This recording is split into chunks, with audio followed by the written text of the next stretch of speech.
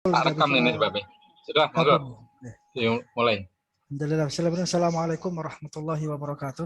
Waalaikumsalam warahmatullahi wabarakatuh. Alhamdulillah kita telah sampai di sesi yang terakhir insya Allah ini Pak Fajar, Pak Samsul, di antara 10 mahasiswa yang hari ini melakukan munaqashah skripsi.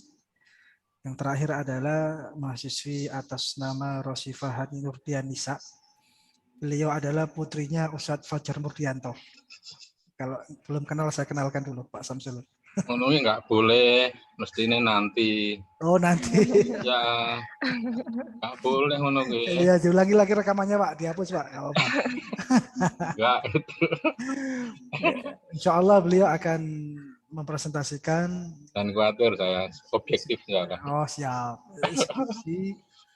Dengan judul studi terjemah Al-Quran pada Quran Surat Al-Muluk, analisa perbandingan terjemah Al-Quran versi Elvan Bookless Library, sistem dan Al-Quran dan terjemahannya. Insya Allah ini sudah masuk uji kelayakan. Insya Allah nanti pada sesi ini kami mohon kepada penguji pertama, Dr. Syamsul, penguji kedua, Dr. Muhammad Fajar Pramono untuk memberikan apa yang perlu disampaikan kepada mahasiswi yang melakukan munaqashah pada sesi yang terakhir ini atas nama Rosifah Hani Nurdianisa. Yang pertama kami mohonkan kepada Dr. Syamsul untuk memberikan waktu sepenuhnya kami berikan kepada beliau.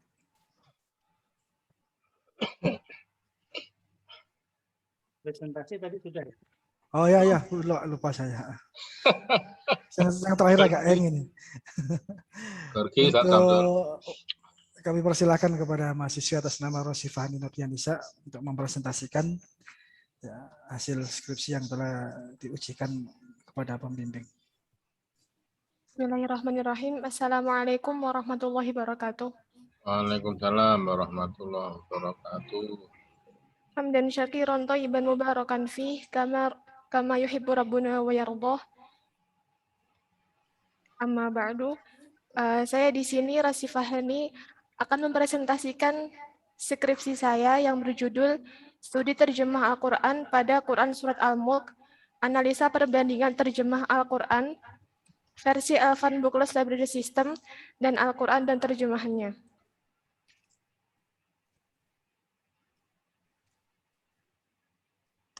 Yang akan dibahas yaitu latar belakang, rumusan masalah, metode penelitian, dan hasil penelitian. Latar belakang masalah.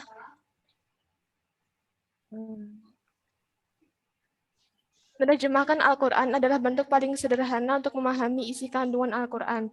Di era modern ini, ilmu berkembang sangat pesat termasuk di bidang ilmu pengetahuan dan teknologi, sehingga berpengaruh pada bidang pembelajaran Al-Quran. Banyak pihak yang membuat berbagai macam aplikasi Al-Quran dengan disertai terjemahannya yang sangat mudah diakses oleh berbagai kalangan, seperti Elvan Bookless Library System. Alasan penulis menjadikan Elvan Bookless Library System sebagai objek penelitian adalah karena teknologi kepustakaan tersebut telah menyebar di kalangan masyarakat. Terutama saat pandemi melanda Indonesia, teknologi kepustakaan ini telah diakses oleh banyak orang. Selain itu, teknologi kepustakaan ini digunakan sendiri oleh Sekolah Tinggi Ilmu Al-Qur'an Karimah untuk melengkapi fasilitas perpustakaannya. Kemudian rumusan masalah. Yang pertama, bagaimana metode terjemah Al-Quran dan terjemahannya, dan terjemah Al-Quran yang digunakan dalam teknologi kepustakaan Elvan Bookless Library System. Yang kedua, bagaimana persamaan dan perbedaan terjemah Al-Quran dan terjemahannya, dan terjemah Al-Quran yang digunakan dalam teknologi kepustakaan Elvan Bookless Library System. Selanjutnya, metode penelitian. Jenis penelitian yaitu library research, teknik pengumpulan data yaitu dengan dokumentasi, teknik analisa data yaitu dengan metode descriptive analysis. Data primer yang digunakan yaitu terjemah Al-Quran versi Elvan Bookless Library System dan Al-Quran dan terjemahannya karya Kementerian Agama. Data sekundernya, metode terjemah, teori penerjemahan Arab Indonesia karya Umi Hanifah, pengantar studi ilmu Al-Quran karya Syekh Mana Al-Qatan, dan skripsi dan jurnal yang berkaitan. Kemudian hasil penelitian. Yang pertama, metode terjemah Al-Quran. Metode terjemah Al-Quran yang digunakan oleh Al-Quran dan terjemahannya karya Kementerian Agama adalah metode terjemah harfiah, yaitu menerjemahkan kata demi kata tanpa mengubah susunan kalimat bahasa sumber.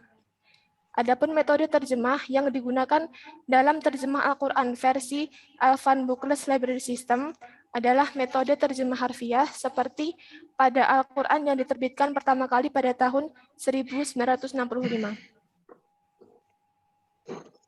Kemudian persamaan dan perbedaan terjemah Al-Quran versi Al-Fan Bookless Library System dan Al-Quran dan terjemahannya. Persamaan pertama, keduanya sama-sama menerapkan metode terjemah harfiah pada terjemahan Al-Qur'annya. Persamaan kedua, terdapat beberapa ketentuan bahasa Indonesia yang masih salah dalam penggunaannya, baik di dalam terjemah Al-Qur'an versi Al-Fan Bookless Library System maupun dalam Al-Qur'an dan terjemahannya. Adapun perbedaan terjemah dari kedua terjemah Al-Qur'an tersebut terletak pada perbedaan susunan kalimat, penulisan kata penghubung, penulisan kalimat efektif, penggunaan tanda baca, dan makna dari masing-masing terjemah. Sekian, wassalamualaikum warahmatullahi wabarakatuh. Waalaikumsalam warahmatullahi wabarakatuh. Terima kasih atas mahasiswi Rasifah Hani Nurdianisa yang telah mempresentasikan hasil karyanya, yaitu studi terjemah Al-Quran pada surat Al-Mulk, analisa perbandingan terjemah Al-Quran versi Al-Fan Bookless Library System dan Al-Quran dan terjemahannya. Kami persilakan kepada Dewan Penguji untuk uji skripsi yang pertama. Kami berikan waktu sepenuhnya kepada Dr. Samsul Hidayat sebagai penguji pertama. Tafadhol, Ustaz. Baik, terima kasih. Assalamualaikum warahmatullahi wabarakatuh. Waalaikumsalam warahmatullahi wabarakatuh. Namanya Roshifah Hani Nurdi Anissa. Ya, Ustaz. Asalnya dari mana ini? Dari Karanganyar, Ustaz. Asli Karanganyar ya? Iya, Ustaz. Karanganyarnya mana? Jaten, Ustaz. Jaten. Oh. Banyak pacar.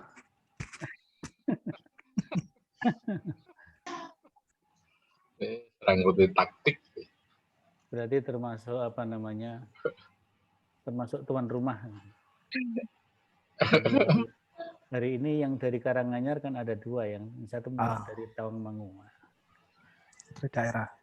Mbak apa namanya? Rasifah angkatan tahun berapa? Tahun 2017, Ustaz. 2017 berarti tahun keberapa ini? Keempat ya? Iya, tahun keempat.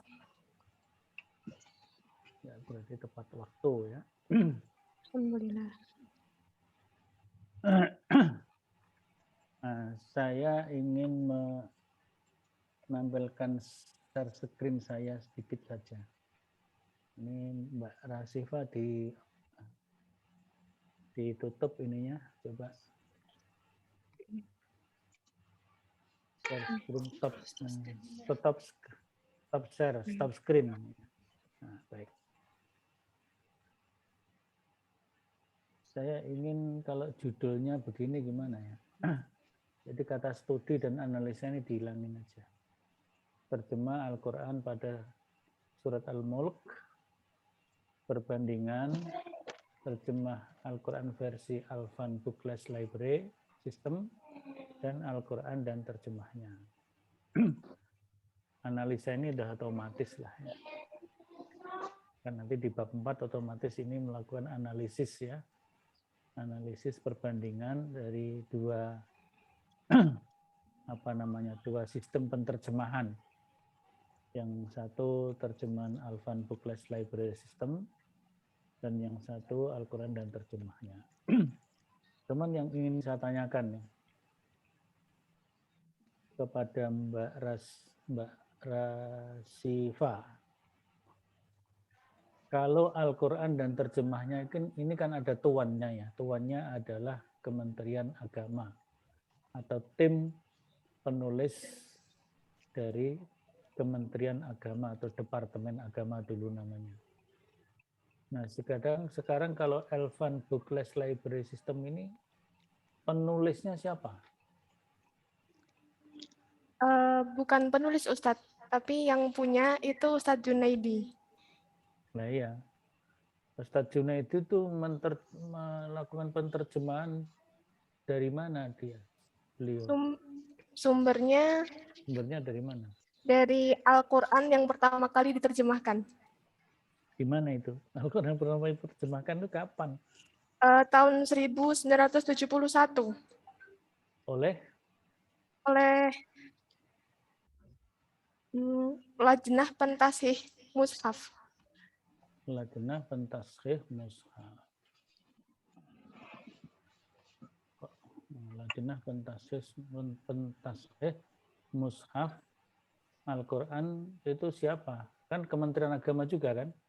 Iya, Ustaz.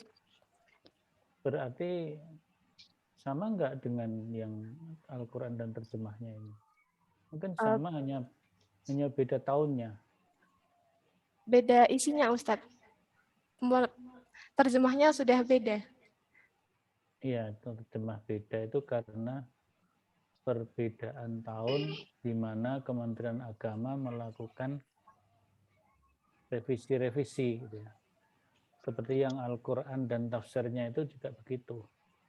Yang terbitan tahun 80-an dengan edisi yang 2000 berapa itu, kalau nggak salah yang terbaru 2006 atau berapa itu. Itu memang ada perbedaan. Jadi terjemah Al-Quran versi Elvan Bookless Library System ini harus dijelaskan tuannya siapa. Kalau Pak Junaidi Alvan, Pak Junaidi itu hanya sebagai produsen atau apa ya istilahnya, produsen program Bookless Library System atau Digital Library atau mungkin Smart Lab, ada bentuk yang lainnya. Itu jadi ini dan apakah ini layak untuk menjadi objek penelitian, itu nanti bisa dilacak lebih lanjut ya. Kalau Al-Quran dan terjemahnya ini kan jelas ya, diterbitkan oleh Kementerian Agama, dulu namanya Departemen Agama. Jadi termasuk yang ada di dalam Quran Inward itu ya, Quran Inward. Quran Inward itu kan mengambil dari terjemah Kementerian Agama juga. Cuma yang edisi tahun berapa, mungkin edisi tahun 84 atau berapa itu ya. Yang edisi terbaru udah beda lagi. Gitu ya. Bahkan sekarang kan Kementerian Agama sudah membuat aplikasi juga. Semacam Quran Inward tapi versi Kemenak. Versi Kemenak itu ada tahunnya, ada tahun 2002, ada tahunnya. Jadi itu identitas itu melekat ya. Mungkin terjemahan tahun 2002 dengan 2020 atau 2018 akan beda karena setelah diteliti kembali ya, apalagi ada kritikan-kritikan, kritik yang disampaikan oleh Pak Muhammad Talib itu ya. Sehingga beliau membuat buku namanya Tarjamah Tafsiriyah. Nah, kalau yang Tarjamah Tafsiriyahnya Pak Dr. Andes Muhammad Talib itu jelas itu ada tuannya. Nah, misalnya dibandingkan. Apalagi itu memang beliau menulis buku sebagai kritik dan sebagai penyeimbang atas buku terjemah Quran Kemenak. Jadi ini ya soal judul. Jadi identitas versi Elvan Bookless Library harus diperjelas. Nah, penelitian tentang Elvan Bookless Library sudah pernah ada belum? Belum pernah, Ustaz. Nah, belum pernah karena kan mungkin dianggap pertama itu hal yang baru dalam bentuk ininya dan itu belum tersosialisasi secara luas gitu ya. Yang menggunakan Bookless Library System ini kan bisa dihitung ya. mungkin di Jawa itu misalnya di IAIN Purwokerto, di mana mungkin masuk di Iskarima, di kampung IT-nya Ustadz Junaidi dan sebagainya. Nah, artinya kan belum banyak. Karena memang bookless library system itu ada beberapa persoalan menyangkut namanya apa itu otoritas atau hak cipta ya, menyangkut hak cipta. Karena ada beberapa yang diambil di buku-buku kan kemudian di-copy, di scan, kemudian dijadikan buku semacam buku PDF atau e-book ya. Yang itu tidak semua buku yang di-scan itu berizin kepada produsennya, pada penerbitnya. Sehingga ada beberapa kampus, perpustakaan kampus yang belum bisa menerima bookless ini, bookless library system karena persoalan hak cipta. Persoalan hak cipta. Jadi ini merupakan salah satu yang perlu dicermati, ya, perlu dicermati. Baik. Kemudian saya ingin melihat bagaimana Mbak Rasifa membahas dua rumusan masalah yang diangkat ya. Rumusan masalah yang diangkat. Yang pertama, rumusan masalahnya bagaimana metode terjemah Kementerian Agama dan terjemah Elvan Bookless Library. Dan yang kedua, persamaan dan perbedaan. Ini otomatis jawabannya mulai ada di bab 2, bab 3, bab 4. Nah, 2, 3, 4. Nah, 2, 3, 4, bagaimana itu keruntutan menjelaskan pertanyaan yang pertama, kemudian pertanyaan yang kedua, sehingga nanti dapat diambil kesimpulan di bab terakhir, yaitu bab 5. Gimana Mbak Rasifa menjelaskan itu? Untuk metode terjemah Al-Quran dari Kementerian Agama maupun dari Elvan itu ada di bab 2, Ustadz. Keduanya sama-sama metode terjemah harfiah. Kemudian tentang persamaan dan perbedaan terjemah Al-Quran keduanya itu ada di bab 4. Apa betul terjemah Al-Quran dan terjemah Kementerian Agama itu terjemah harfiah? Jika dilihat dari muqaddimah Al-Quran dari Kementerian Agama itu tertulisnya harfiah, Ustaz. Ya, itu kan yang tertulis di situ. Tapi prakteknya harfiah atau tafsiriyah? Lebih banyaknya ke harfiah, Ustaz. Karena di dalam terjemah Kementerian Agama itu banyak sekali footnote-footnote yang menjelaskan. Footnote-nya bukan footnote rujukan, tapi footnote menjelaskan. Berarti kan itu penafsiran. Gimana Mbak Rasifa? Itu harus dikritik itu. Ya. Dia katanya terjemah harfiah, tapi sebenarnya itu tafsiriyah. Ada unsur tafsiriyahnya gitu ya. Ya, kan terjemah tafsiriyah itu beda dengan tafsir ijmali. Kalau tafsir ijmali kan tafsir singkat. Tapi kalau terjemah tafsiriyah itu terjemah yang di dalamnya ada tambahan-tambahan sebagai penafsiran. Dan itu banyak itu ya. Footnote-nya itu sampai ribuan loh footnote-nya tafsir Kementerian Agama itu. Sampai 2000 berapa footnote-nya itu. Nah, itu dan footnote-nya itu semuanya tafsir, penafsiran. Berarti kan terjemahnya terjemah tafsiriyah. Jadi harus dikritik ya. Pengantarnya mengatakan terjemah harfiah, tapi ternyata itu terjemah tafsiriyah.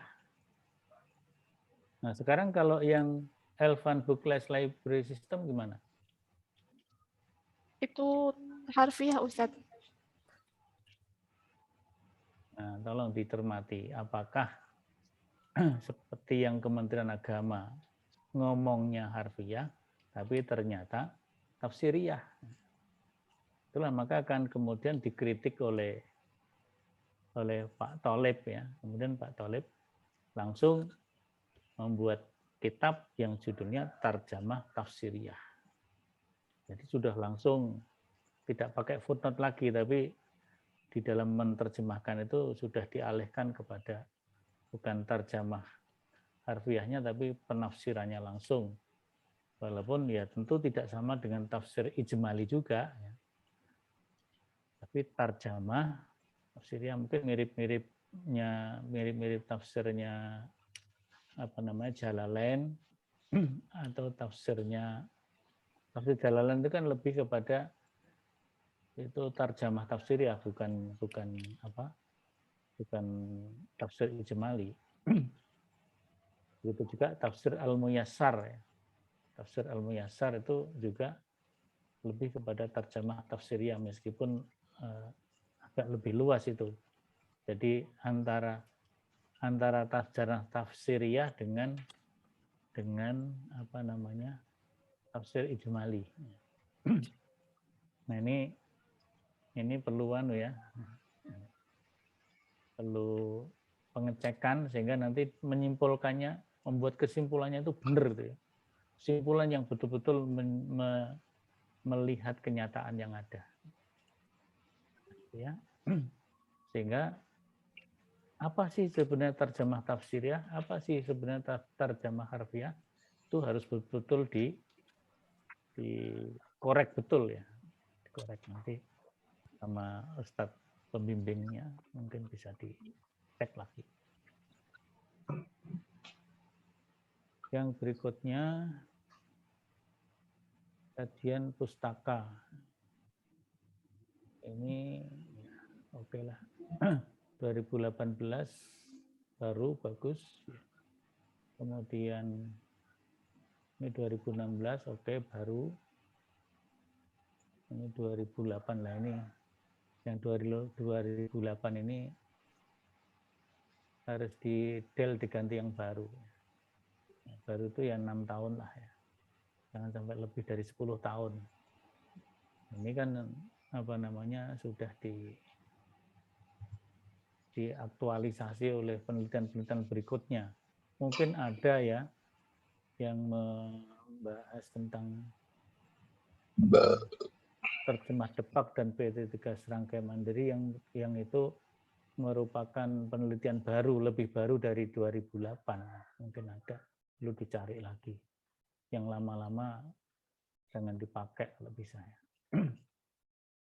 Jurnal ilmiah dengan judul. Jadi ini ditambahnya artikel jurnal ilmiah ya.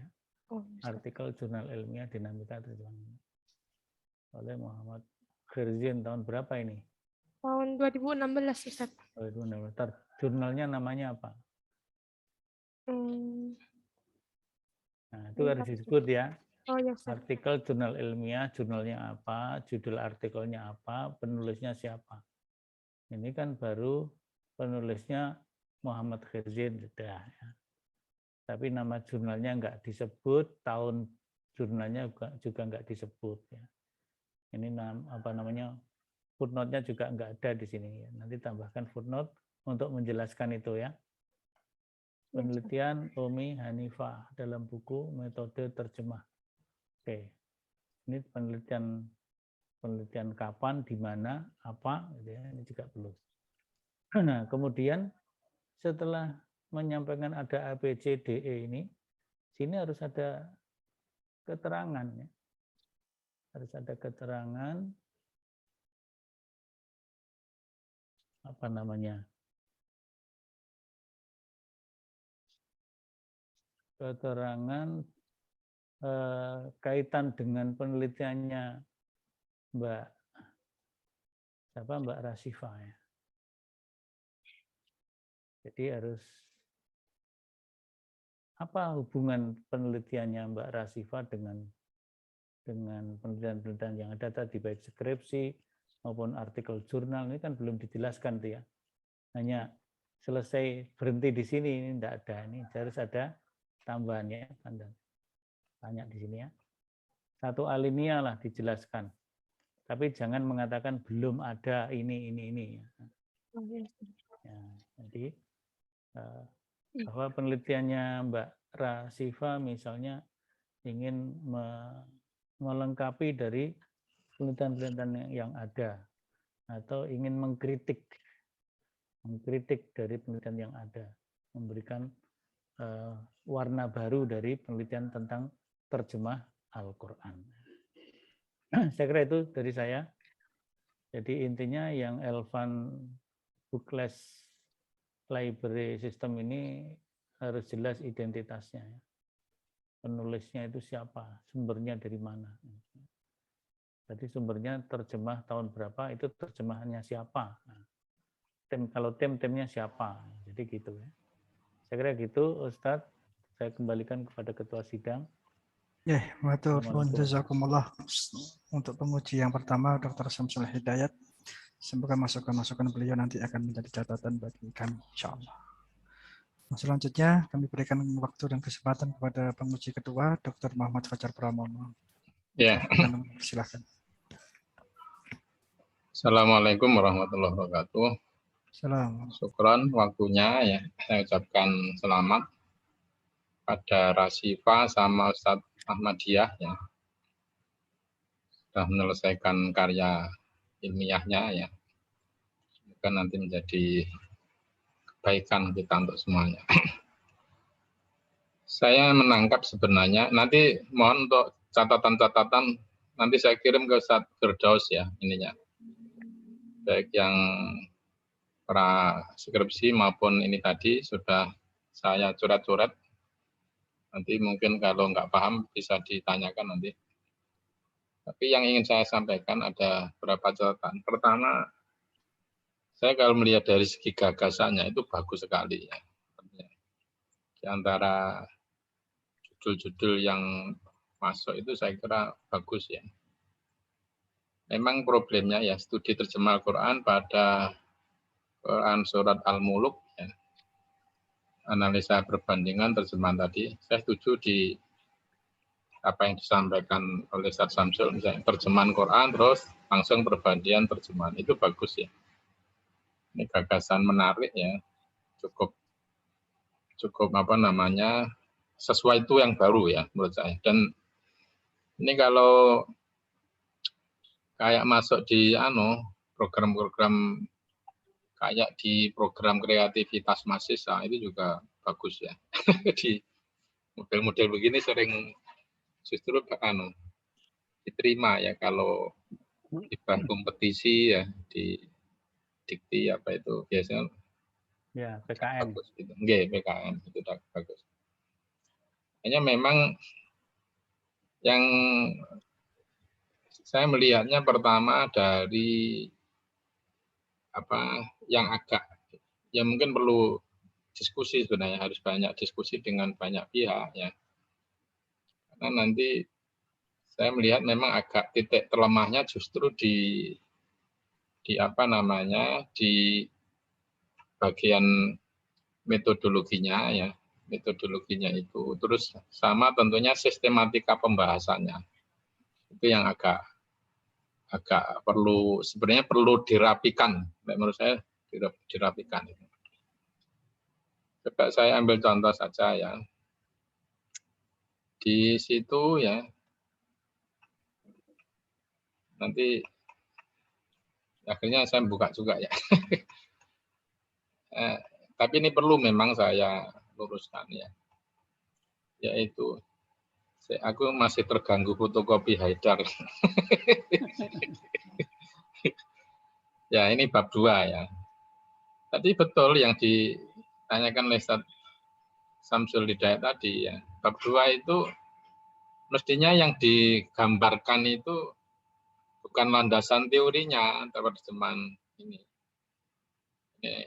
Nanti masuknya itu sebenarnya kalau di bab 2 itu sebenarnya lebih menjelaskan tentang apa itu terjemahan apa perbandingan terjemahan Al-Quran dulu. Versi Elvan ya sama Depak ya ini.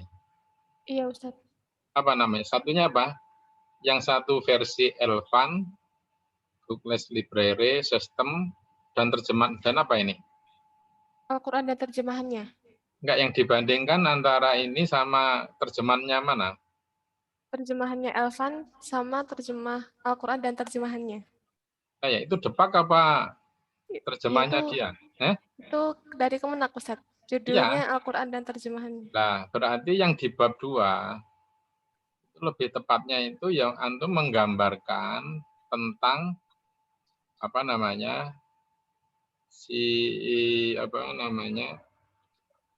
Gambaran tentang terjemahan Depak sama terjemahan Elvan ini gitu loh. Tentang ini gambarannya apa ya. Tadi makanya bagus juga. Ini Pak Junaidi itu apa namanya? Yang mencipta aplikasi atau kan mestinya harus dipertanggungjawabkan sisi ilmiahnya itu siapa itu loh yang perlu digali ya.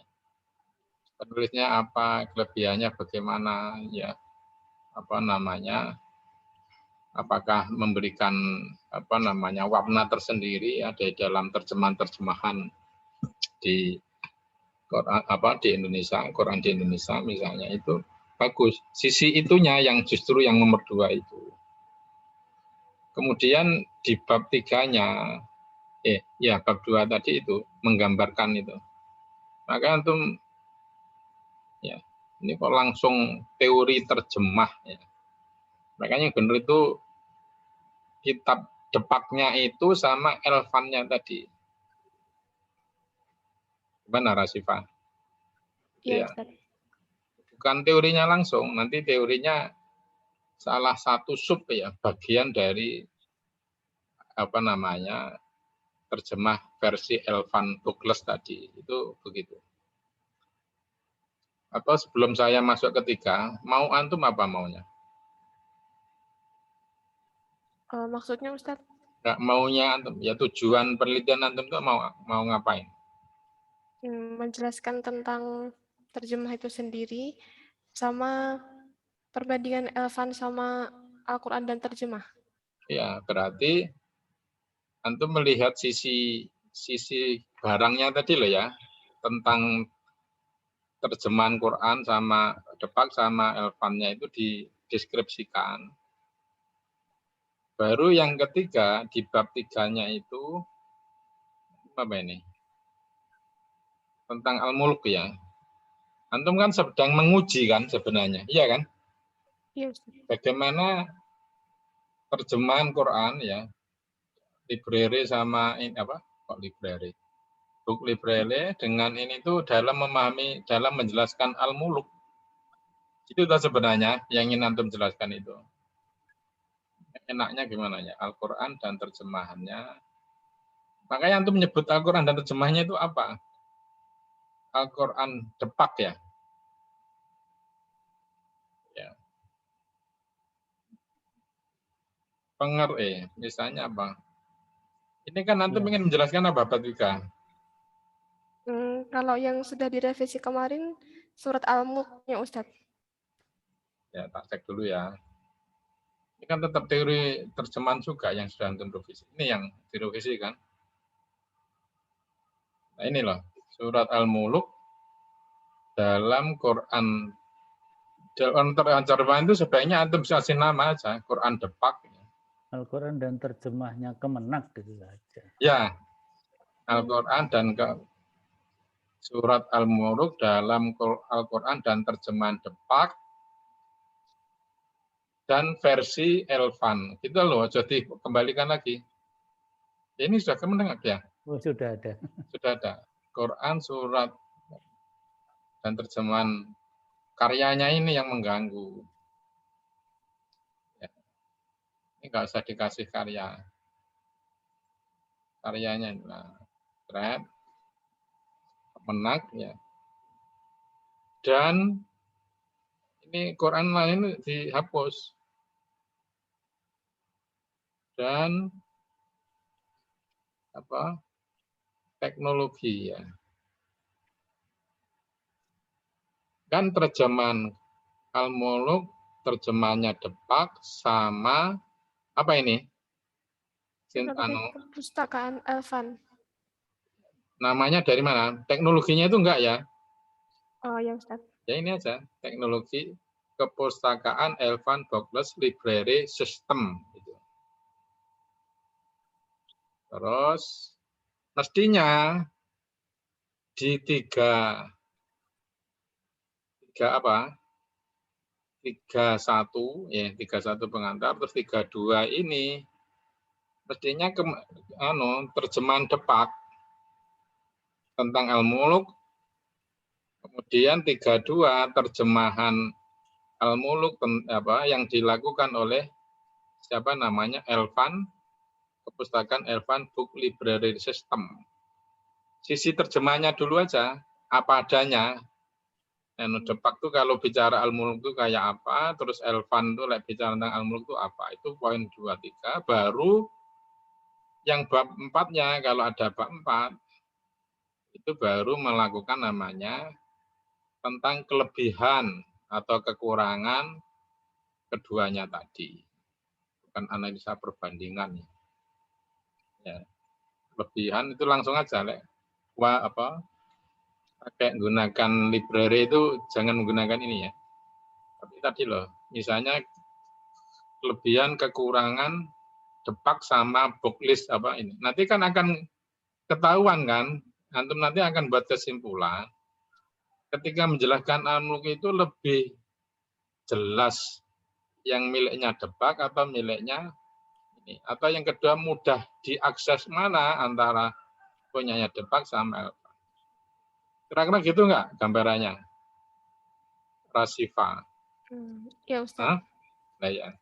Itu aja untuk kerangkanya itu yang untuk perbaiki. Ini tinggal bajunya saja menurut saya yang perlu diperbaiki ya. Hanya memang tadi saya juga setuju yang ditanyakan oleh Ustaz Samsul itu ini ya. Ini mestinya seharusnya memang harus jelas gitu loh. Lah memang Pak Joneti ya nggak apa-apa, kepeksa ya memang beliau ya yang redaksi. Dan apalagi memang segi kemanfaatnya itu memang bagus, tapi dengan segala kekurangan yang dari kritik-kritik tadi. Coba ini diperjelas. Kalau Pak Junedi jelas enggak itu. Kan Ustaz? Kalau Pak Junedi jelas bukan, beliau hanya sebagai ini kok. Lah makanya aplikasinya diperjelas ini punyanya siapa? Induk semangnya itu. Ini Kemenak kan sudah ada ini. RI Kemenak itu nggak muncul gitu. Tadi ya. Ini ada lagi, apa bedanya? Prospektus Elvan Bookless Library System dengan yang bawah ini, Rasifa. Kalau yang di bawah itu tentang Al-Mulknya Ustadz, terjemahan surat Al-Mulk. Kalau yang Bookless ID itu. Ya, nggak ada kan, nggak ada muncul anunya apa gitu. Ini sudah masuk di sini belum? Belum Ustadz. Sudah masuk di mana tadi? Di prospektus itu, Elvan Bookless ini. Belum Ustadz. Kalau yang prospektus itu kayak tentang sistemnya, profilnya, aplikasinya ya? Iya, tentang profil Elvan. Ini loh, ini yang antum jelaskan di bab 2 tadi. Antum jelaskan profilnya itu kayak apa di bab 2 sama Depak ya. Berarti bab 2 itu yang antum jajarkan ini prospektus Elvan ini sama Kemenak itu di bab 2 itu aja.